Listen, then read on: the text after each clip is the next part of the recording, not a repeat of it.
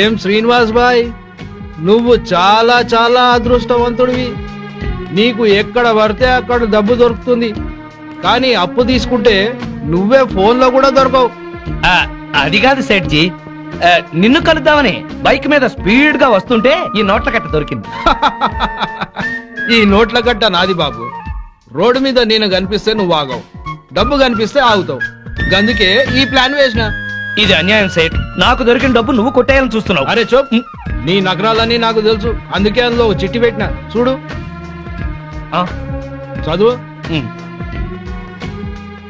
డబ్బులు ఇచ్చేటప్పుడు నేను కుబేరుణ్ణి, వడ్డీ వసూలు చేసేటప్పుడు కాలయము. అర్థమైందా? ఆఖరిసారి చెప్తున్నా, అసలు వడ్డీ మొత్తం కలిపి 2.5 లక్షలు అయ్యింది. నెల నెల వడ్డీ కట్టు. ప్రతి వారం వచ్చి నాకు కనపడు, లేకపోతే నీ ఇంట్లో సామాను వీధిలో పడేస్తా. ఖబర్దార్. వీడి అప్పు వెంటనే తీర్చేయాలి.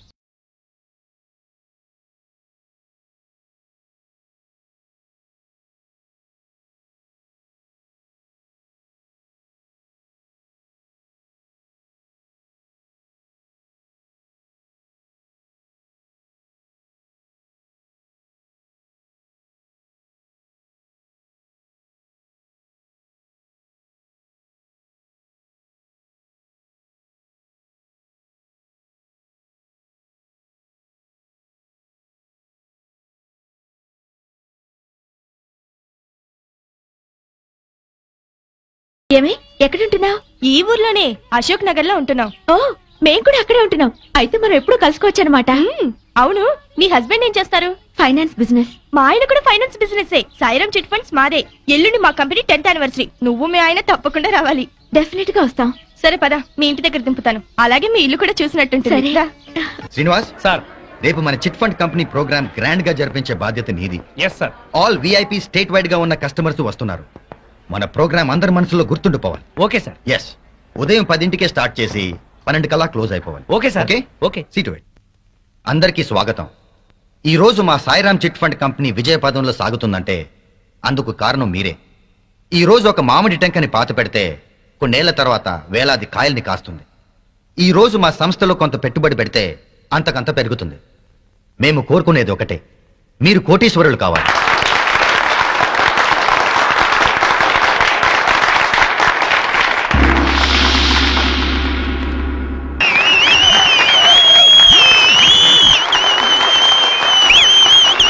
ఈనాటి ముఖ్య అతిథులు కేంద్ర ఆర్థిక శాఖ కార్యదర్శి శ్రీ ఆర్ఆర్బి శాస్త్రి గారు మిస్టర్ శ్రీనివాస్ ని బుకేతో అభినందిస్తారు. Sir please.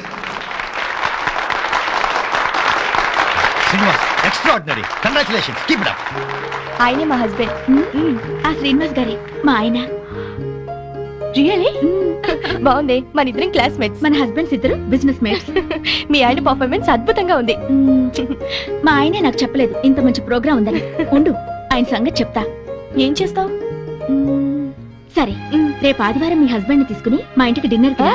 అప్పుడు మన ఇద్దరం క్లాస్మేట్స్ అని, మనం ఈ ప్రోగ్రాం చూసామని ఆయనకి చెప్పి సర్ప్రైజ్ చేస్తాను. Wow, wonderful, good idea. సరే అయితే బాయ్. బాయ్.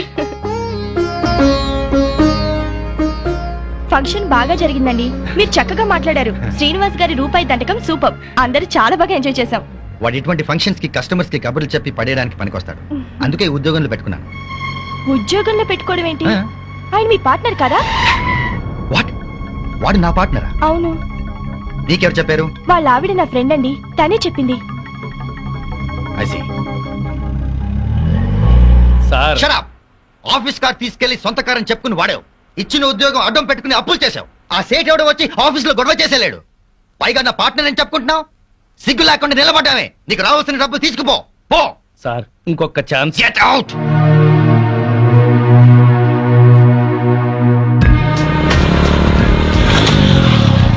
అర్రే సేట్జీ, మీకోసమే స్పీడ్ గా బైక్ మీద వస్తుంటే నేను కనిపించా. పైసలు అందినాయా? ఇంకెంత 2 నెలలు. అరే ఏంది బై, ఇలా ఎన్నిసార్లు వాయిదాల మీద వాయిదాలు వేస్తావు? ఇదే ఆఖరిసారి, ఇంకెప్పుడు అడగను. సరే బై, నువ్వు చెప్పినట్టే 2 నెలలు అవుతా. కానీ నువ్వు నాకు చిన్న హెల్ప్ చేయాలి. చెప్పు సేట్జీ, నీకోసం ఏమైనా చేస్తాను. విజయవాడలో నా దోస్త్ భయన్ కి షాదీ ఉంది. ఈ నగల పెట్ట ఈడ మర్చిపోయిండు. ఓహో, అందుకు నువ్వైతే నమ్మకస్తుడు అని, జాగ్రత్తగా తీసుకెళ్లి ఇస్తావని నీకు ఇస్తున్నా. తీసుకెళ్లి విజయవాడలో ఇవ్వాలి. ఎక్కడ? అడ్రస్ ఇస్తా. ఈ అడ్రస్ లో ఇయ్యా.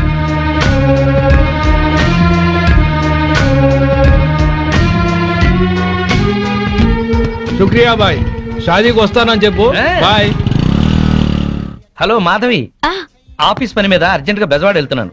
రాత్రికి ఇంటికి రాను, నువ్వు భోంచేసాయి. అలాగే రేపు పొద్దున్నే వచ్చేస్తారుగా? పొద్దున్నే వచ్చేస్తా. ఓకే. ఓకే.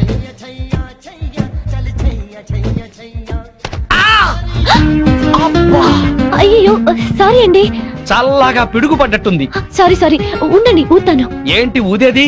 నువ్వు పడేసింది నలక బాటిల్. సారీ అండి, పైన బ్యాగ్ పెడుతున్నాను, బాటిల్ జారీ. వద్దు, ఎక్స్ప్లెనేషన్ వద్దు. నా రెటీ నాకు ఏదైనా కావాలి, అప్పుడు చెప్తా మీ సంగతి. ఏం కాదండి, డోంట్ వరీ. మీరు ఎప్పుడైనా నేత్రదానం చేశారా? లేదండి. నా కంటికి ఏదైనా అవ్వాలి, మీ 2 కళ్ళలో ఒకటి దానం చేయాల్సి వస్తుంది.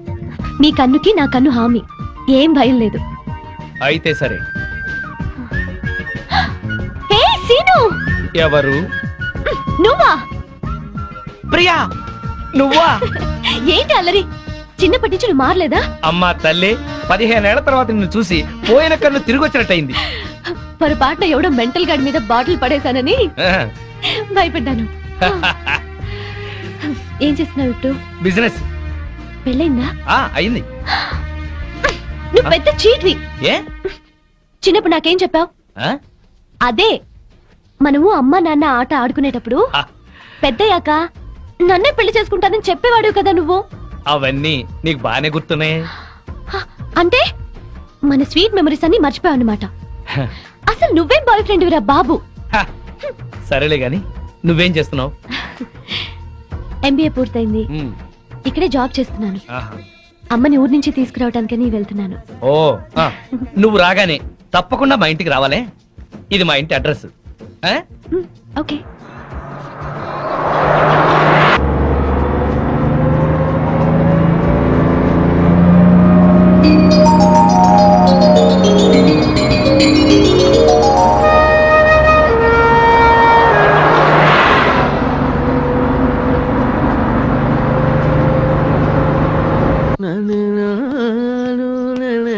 ఏం తాగుతాం బావా? ఎప్పుడు అదే మెక్డవరు, అదే అరిస్టోక్రాట్, అదే జానీవాకరు, అదే బ్లాక్ లేబుల్. ఈ మందు కంపెనీ వాళ్ళలో క్రియేటివిటీ పోయింది బావా. ఏదన్నా కొత్త టెస్ట్ కొనుక్కోవాలి. డెటాల్ ట్రై చేయరాదు? అయ్యా నమస్కారం, పెద్దలు ఇద్దరు ఇక్కడే ఉన్నారు. ఏ పారాశాస్త్రి గారు వచ్చారు? ఎంక్వైరీ, మీ కాలనీలో శ్రీనివాస్ అనే కుర్రాడు ఉన్నాడటగా. ఈ శ్రీనివాస మాకు బాగా తెలుసు. ఇతనికి సంబంధం చూశాను. పెళ్లి కూతురు తండ్రి చండశాసనుడు. కుదిర్చే ముందు ఇతని క్యారెక్టర్ ఎటువంటిదో తెలుసుకుందామని వచ్చాను. అదేంటి బావా, ఈ పెళ్ళం పిచ్చోడు మళ్ళీ పెళ్లి చేసుకుంటున్నాడా? సరే, ఇతనికి సంబంధం చూడమని ఎవరు చెప్పారు? వాళ్ళ అమ్మా నాన్నే. అమ్మా నాన్న అనాథరం చెప్పాడుగా మనకి. మీరేదో ఆలోచిస్తున్నట్టున్నారు. ఏమైనా లూప్ హోల్స్ ఉన్నాయా? నేను పెళ్లి కూతురు తరఫున సంబంధం చూస్తే నా కూతురికి చూసినట్టే. ఏవో 4 డబ్బులు వస్తున్నాయి కదా అని శాడిస్టు వెధవులకి, బుద్ధి లేని గాడిదలకి సంబంధాలు చెప్పకూడదు. ఆ పిల్ల ఉసురు మనకి తగులుతుంది. ఈ కుర్రాడు గురించి చెడుగా మాట్లాడితే నాలుక ఉడి కింద పడుద్ది. కోహినూరు వజ్రానికి కోటేసినట్టుగా ఉంటాడండి. ఐశ్వర్యరాయ్ చూస్తే అమాంతం కావలించుకొని ముద్దు పెట్టుకుంటుంది. మరి అయితే ఇంకే, మీరు తొందరగా వెళ్లి వీళ్ళమ్మ నాన్నని వాళ్ళమ్మ నాన్నని తీసుకొస్తే వెంటనే పెళ్లి చేసేసేయచ్చు. అయితే క్షణం ఆలస్యం చేయను. శుభం. అశుభం. అశుభానికి ఎడచేయవాడరాయా. అశుభం.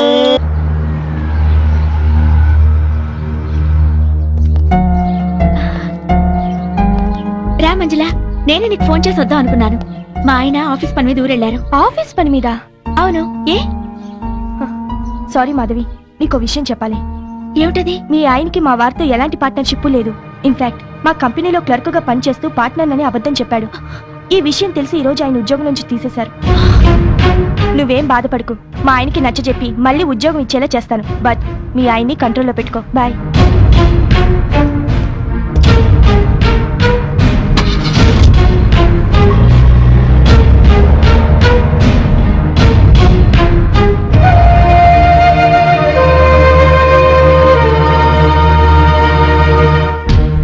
మీ ఆయనకి మా వారితో ఎలాంటి పార్ట్నర్షిప్ లేదు.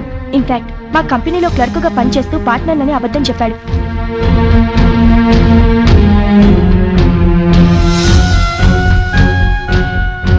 ఈ రోజు ఆయన ఉద్యోగం నుంచి తీసేశారు.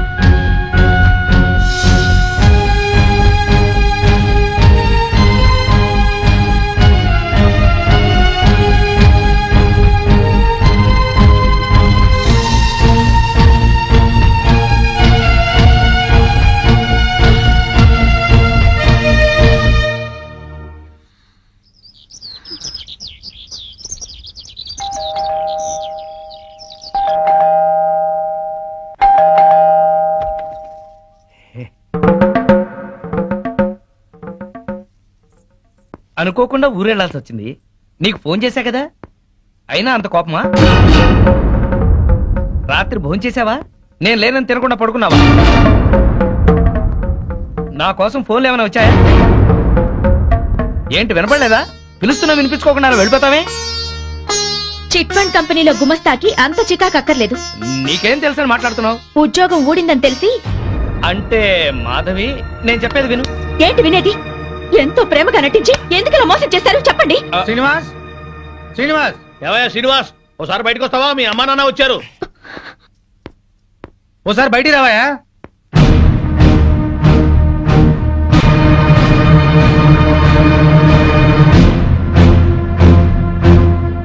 నీకు పెళ్లి కాలేదని ఎవరో పిల్లని కూడా వచ్చారయ్యా.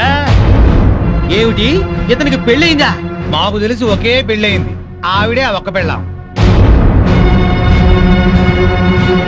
ఏమిటి మీ అమ్మా నాన్న కూడా తెలియకుండా చేసుకున్నావా ఈ అమ్మాయిని? అవ్వా, మా సంగతి తెలియక వాళ్ళు నీకేదో పెళ్లి సంబంధం తీసుకొచ్చారయ్యా. ఏంటండి ఈ నాటకం? మీ అమ్మా నాన్న దివిసీమ తుఫాన్లో చచ్చిపోయారని చెప్పి నన్ను పెళ్లి చేసుకున్నారు. వాళ్ళు బతికుండగా అలా చెప్పడానికి సిగ్గుగా లేదు.